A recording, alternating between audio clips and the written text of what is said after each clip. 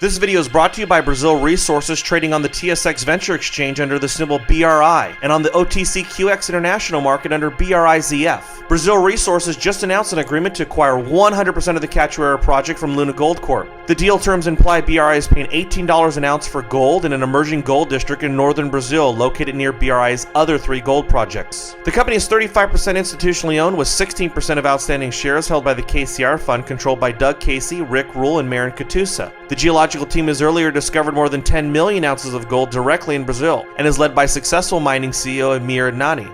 To learn more about Brazil Resources, visit BrazilResources.com or call 855-630-1001. Thank you for joining us at FutureMoneyTrends.com. I'm here at the Casey Research Summit with Trace Mayer. I'm very excited to talk to him today because I actually met him a few years ago, and he runs a site called Run to Gold. His new site is How to Vanish. Runtogold.com, of course, obviously you can tell he is a gold bug. He likes gold, likes the physical metal. He knows about the fiat currencies. So very educated individual. And he's buying something that is pretty foreign to a lot of us. It shouldn't be. It's a private currency called Bitcoin.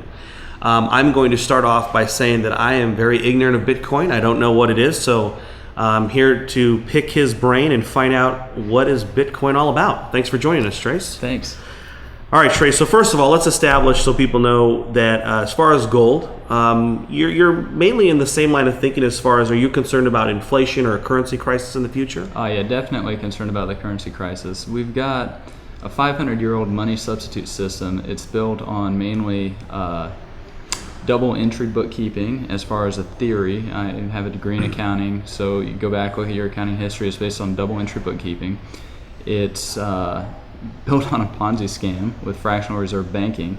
The actual unit of account that we use, dollars, euros, yen, whatever you want to call them, they're complete illusions. They have no value in themselves. They're not even money substitutes. They're not like a gold certificate like they used to be when Nixon took the dollar off the gold standard. So you're not even guaranteed any purchasing power of any kind. So these are just complete illusions, and the system is a monopoly that's granted legal tender status. And so that's really the only reason it has any value associated to it by the market, is because you can use it to pay taxes. You have to accept it in tender payment of debts, and it's how judgments are rendered usually by the courts. And so this monopoly, this fiat currency monopoly, which as Jim Sinclair says, they represent the common stock of nations. Well, they're all evaporating, and we're sliding. We're in the process of a gigantic currency collapse. So it's just the evaporation of these common stocks of these nation states. And I think that's one of the reasons we have a lot of the social cohesion issues that we do, whether it's here in the US or in Europe. It's because this business model of the state, it may need to be changed or just completely gotten rid of as we transition into the information age. And that's what the markets are really trying to sift out. And one of the reasons I think that we're having such problems in the banking and the financial and the currency markets. Okay, so most people hear that, and the first thing they do is they go out and buy some gold and silver.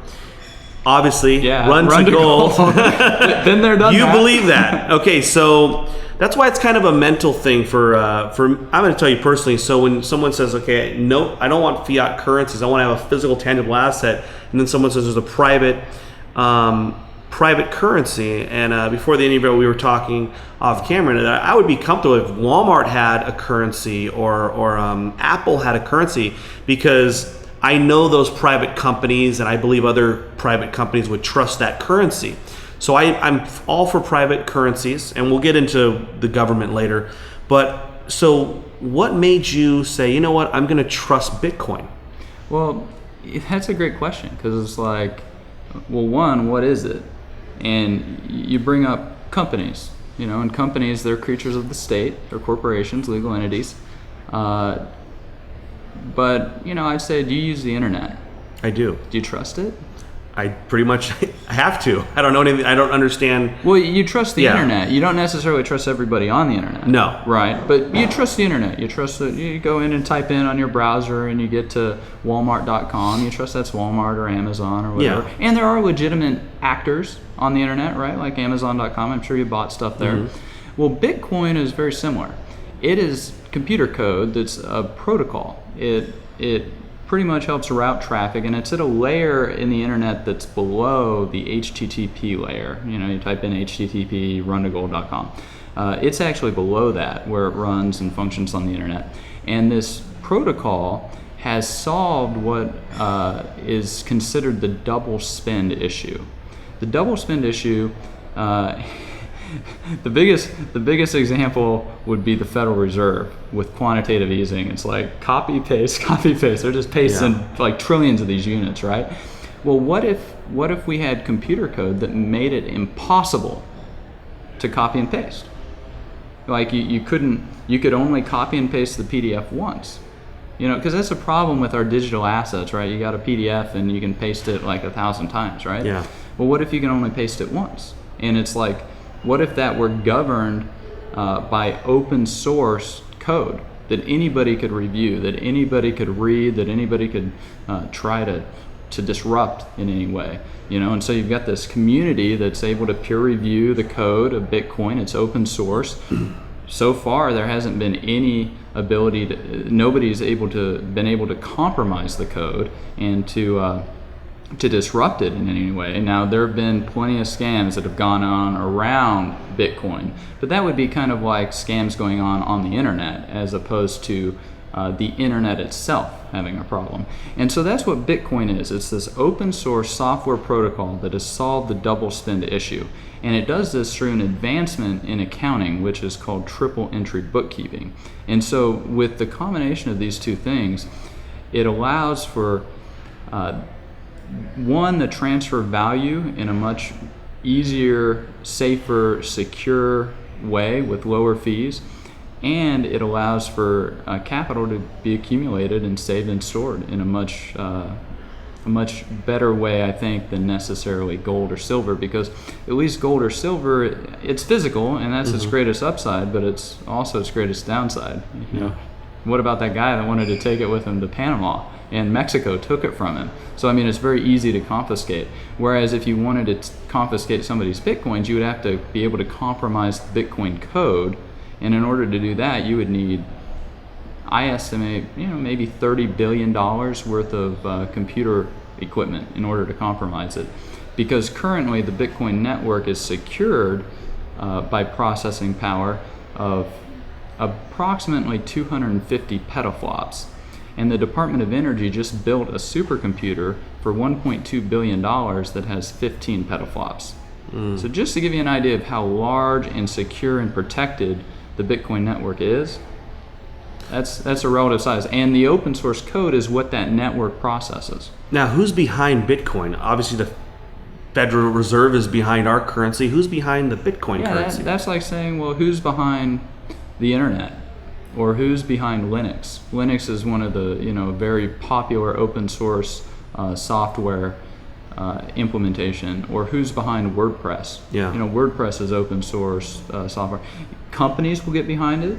Google and some of the other big large tech companies, they just recently invested a bunch of money to back Linux. A lot of the major news sites, your site might even use WordPress. So these open source projects, it's just a community will get around it, and that's what's happening with Bitcoin. There are now hundreds of thousands of computers that are backing the Bitcoin network. There are probably thousands of people working on Bitcoin code or other Bitcoin related projects, and so you got to change your view, like what it is. It's not a company, it's not a corporation. It's an internet protocol. So it's much more like, well, who's behind HTTP? Well, everyone who uses or develops for the internet is behind it. This conversation is fascinating because I feel like when my dad calls me and says, "Can I check my email at your house too?" Yeah, who's behind email? Like, the internet is in the clouds, Dad. So when you're explaining this to me, I am just as ignorant on that as I'm having trouble. So, email is a great example. Who's behind email? Well, the servers, I guess Yahoo. Well, email is, there's a protocol that routes that traffic around the internet, because ultimately it's about bits and bytes and how that works in software code and things like that. But it gets out there, and it's a very anarchic system. The internet is. It's going through all different people's computers and routers and fiber optic lines, and I mean, all those people are behind the internet. All those people are behind email, and all those people are behind Bitcoin in a way, because Bitcoin runs over all of that infrastructure. Okay, so ultimately what gives the currency value is people say, we all agree that this is a medium of exchange. Obviously, with the governments have mandated that we believe that. But with Bitcoin, what gives it its value? How old is it? Can you use it to purchase things right now? Oh yeah, you can use it to purchase things. People will accept it in exchange. Not necessarily everybody. Some people think it's scam or worthless or whatever. And there are plenty of scams in the Bitcoin economy. But as I said, Bitcoin code has never been compromised. I've bought tortillas and honey, and I haven't actually bought any alpaca socks, but some people sell socks made out of alpaca fur for Bitcoins. You can buy all types of computer services. I've paid independent contractors with Bitcoin. I've traded it for cash in some instances. What was the other question? As far as the trusting it, as far as using it for having value. Oh yes, that's a very important issue. Ludwig von Mises and they came up with what's called the regression theorem. And so, the Federal Reserve notes that we use today, they have value because gold certificates had value. And the gold certificates, they had value because they could be turned into gold. And gold had value because it was used as money. And before it was used as money, it was used in trade. And it became the most saleable asset. And so that's the general theory of the regression theorem. Now, Bitcoin itself doesn't necessarily violate that theorem, because in order to create a Bitcoin, you have to be able to organize information in a particular way, and that creates the Bitcoin in the Bitcoin network. Just like you organize information in a particular way for this interview by recording it or editing it, or you organize information for a PDF. And so in the process of organizing that information, it takes electricity and computer processing power, and that information's flowing over the internet, etc. And so those things had value in the market before they created a Bitcoin. And then the Bitcoin itself gets created and people value it. They would prefer to hold it rather than something else, because they make the determination in their own decision-making process that they would rather have a Bitcoin than dollars, for example. And then they get the Bitcoin, and then they decide, well, I would rather have honey than the Bitcoin. And that's how it crawls out of this primordial sludge and becomes a functioning currency. And it climbed out of that sludge back in 2008, 2009 is when it began to climb out of that sludge. And the first transaction, somebody sent 10,000 Bitcoins for one pizza. And 2 years later, those 10,000 Bitcoins trade on the open exchanges for about $11 per Bitcoin. So in 2 years, those 10,000 Bitcoins are now worth about $110,000. Wow. That's a huge appreciation from going from a pizza to massive $100,000. And the really interesting thing about this and how it relates to gold and gold's role as money. So gold and silver, for the most part, they're sterile assets. As we just reviewed in the regression theorem, they do have value outside of their monetary use, their industrial value. So they're mainly monetary metals, but they do have a small component of industrial usage applicability. And so, but as a sterile asset, when their price goes up, all that is doing is transferring wealth that has already been produced and stored in some other asset to the monetary metals. So when the gold price goes up, they're just transferring wealth from a pension fund's municipal debt or a treasury bond or whatever to the gold and silver. Now Bitcoins, they are a purely sterile asset, because even though they were created with the electricity, once they exist, well, you can't use them. I mean, you can't wear a Bitcoin because it exists in the network. What is it? So you don't have this alternative use like you do with gold or silver. Now, so a Bitcoin is basically a medium of exchange for two people who, it's rather than bartering, you have this thing that represents something where three people can do a transaction without three people having to do a transaction. So you have Bitcoin. So let's get a little bit more specific in our words. There's Bitcoin, and I'll use a capital B, and that would refer to the open source code. Okay. The unit of account within that open source code would be Bitcoins. Okay. And Bitcoins, by analogy, they're like the blood. Gold, euros, yen, those are blood. Bitcoin, with the capital B, that would be like the veins. Okay, Visa, MasterCard, PayPal, that's the way that we transfer the value from one wallet to another wallet. Because I don't even know if you could necessarily say any particular person owns the wallet. It's whoever has the private key, and this goes into the cryptography of it. Whoever has that private key can access or use that wallet. So I don't know if we own it, but we could use or control it, which could function kind of like owning it. But provide plausible deniability, which is a very important aspect of cryptography.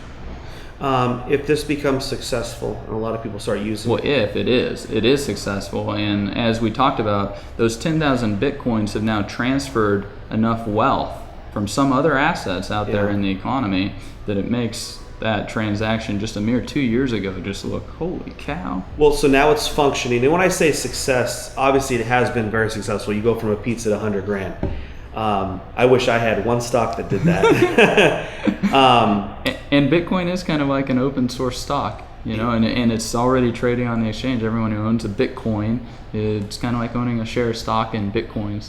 We didn't get to buy stock in Skype. I was one of the first 50,000 users of Skype, and Microsoft just bought it for $8.5 billion. It's only been around 9 years, and I helped who knows how many hundreds of people get to use Skype. I didn't get any of that $8.5 billion. Yeah. But for spreading Bitcoin and developing the economy, I get rewarded part of that as the wealth transfers into Bitcoin.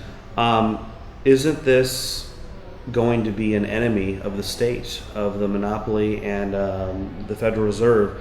I just think about what they will do to preserve the current system. What will they do if there is a threat to their current system? Because right now there's no alternative to the dollar, really. You can go to another fiat currency. There's no real alternative. Yeah, and gold, gold, but how do we maintain our specializational labor in this information age with gold?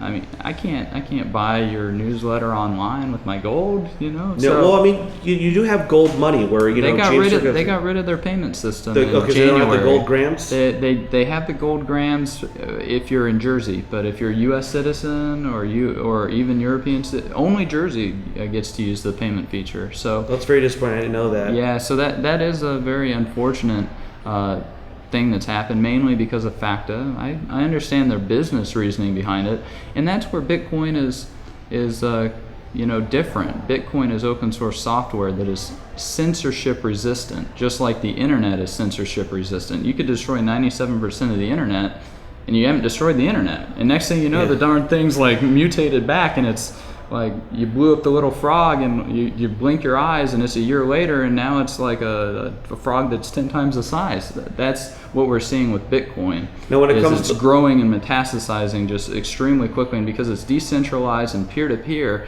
and protected by cryptography and censorship resistant, it's extremely difficult to get rid of this thing, just like BitTorrent or Wikipedia is extremely difficult to get rid of. Yeah, so I mean, there's obviously nothing illegal about this. Chuck E. Cheese has their own currency. Disneyland has their own currency. Oh yeah, so there's nothing wrong with private currencies. There's nothing illegal about Bitcoin as currently implemented. There might be issues, definitely tax issues that you could possibly run into,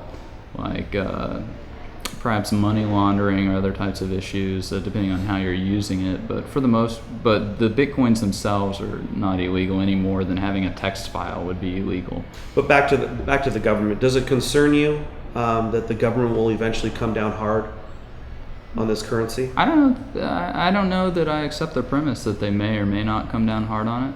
And even if they were to attempt to come down hard on it, I don't know that they'd be successful. Because it's based on the laws of mathematics and the laws of cryptography. And at the end of the day, no amount of violence is going to solve a math problem. Do you look at it as a currency or an investment or both?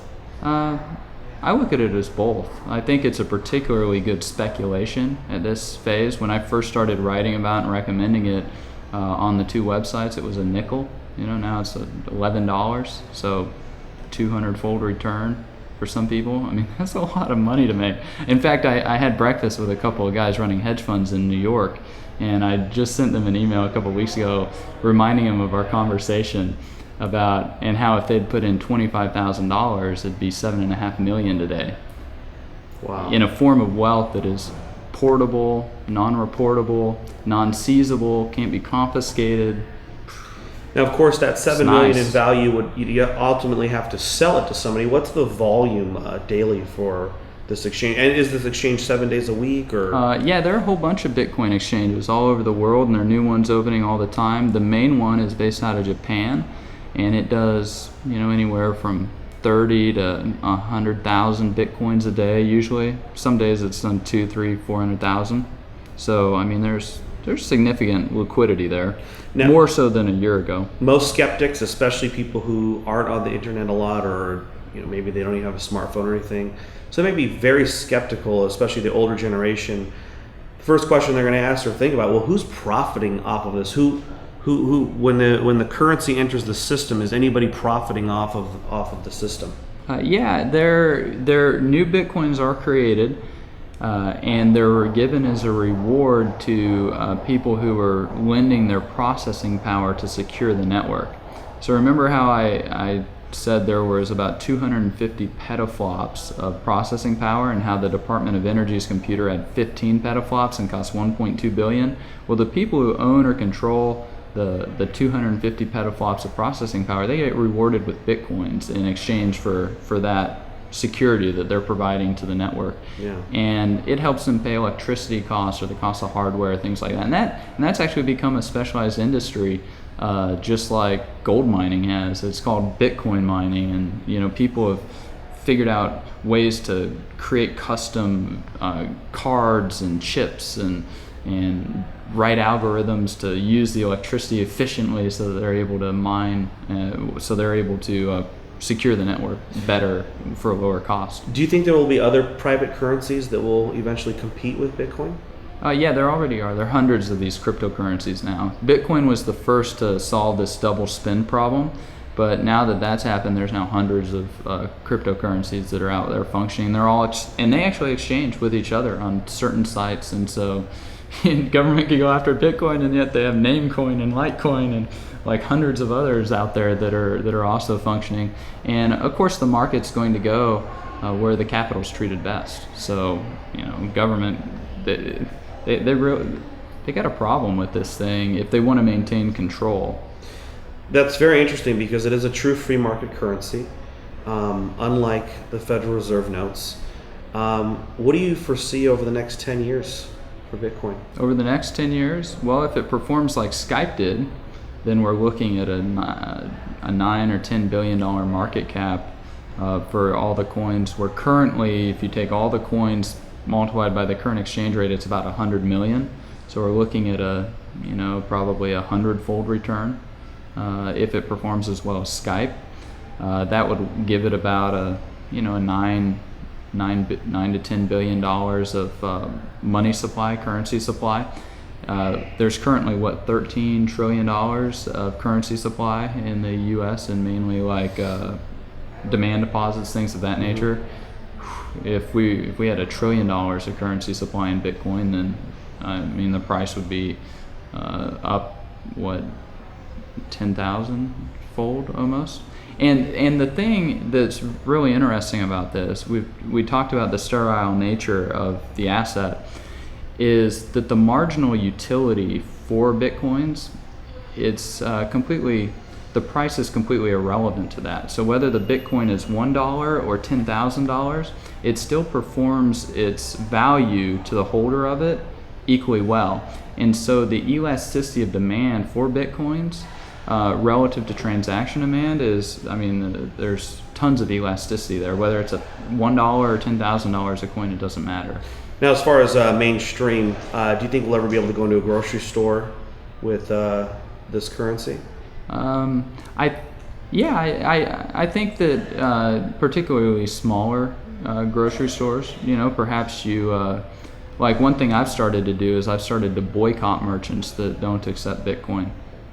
There's nothing that changes behavior better than wielding the power of the purse, and so I'm beginning to shift my demand to merchants that accept Bitcoin, and if they don't accept Bitcoin, and I think they should, and I can do without their product or get it somewhere else, then I boycott them.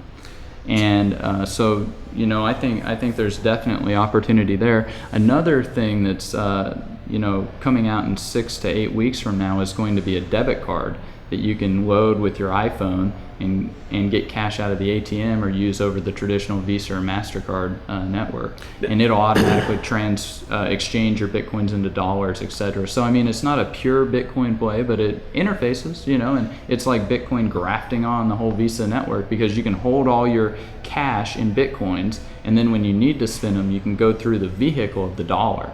Eventually, we'll probably be able to disintermediate from even the dollar and from banks and credit cards. But until then, why not use their infrastructure? They've got thousands of machines all over the world. Let's just piggyback on that and not have to pay any money to get those machines out and distributed. Do you think people, like senior citizens, how are they going to understand this concept when people, in fact, all people that are alive today, have been brainwashed and conditioned to only trust and use the government monies, the banking money from the Federal Reserves, or from central banks, not Federal Reserves. But so how do those people overcome this mental obstacle in trusting something that is not from the government? Well, first, change is not mandatory. You can go extinct. That's definitely a good question, because fortunately my grandmother had 10 kids, and so they take care of her. Yeah. My niece, she's 4 years old.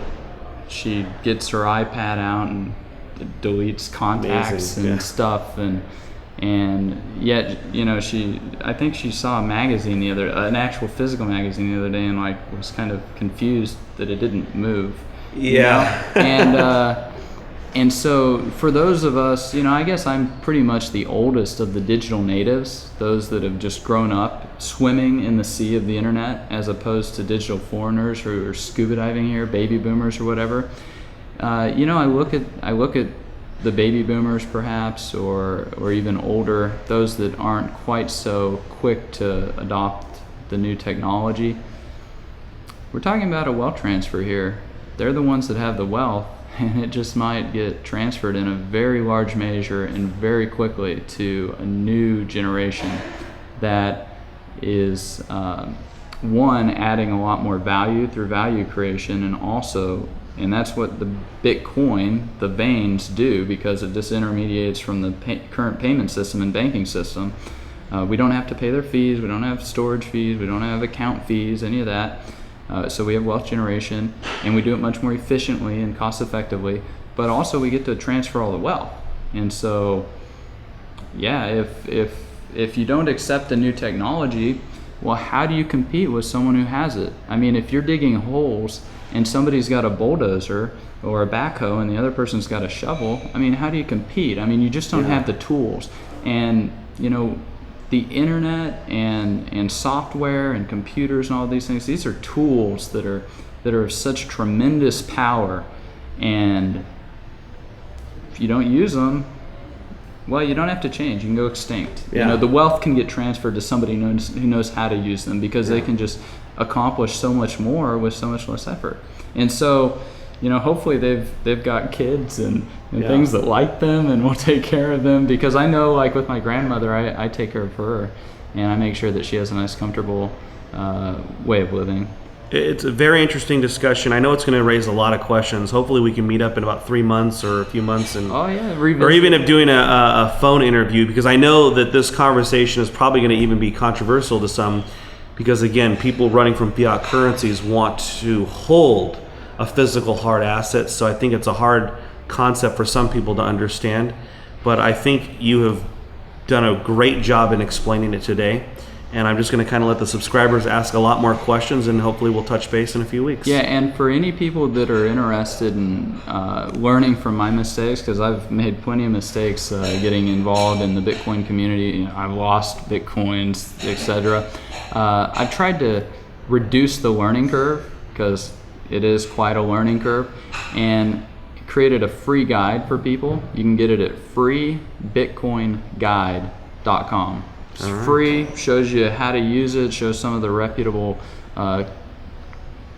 companies, things of that nature in the community, and so hopefully reduce that learning curve so you don't lose money like I did. It's very interesting. I also recommend people check out howtovanish.com. I'm curious. I definitely want to talk about that with you next time. I don't know. I'm not going to even mention it because I don't want to. I was going to say sovereign citizen or something, but we'll talk about it next time.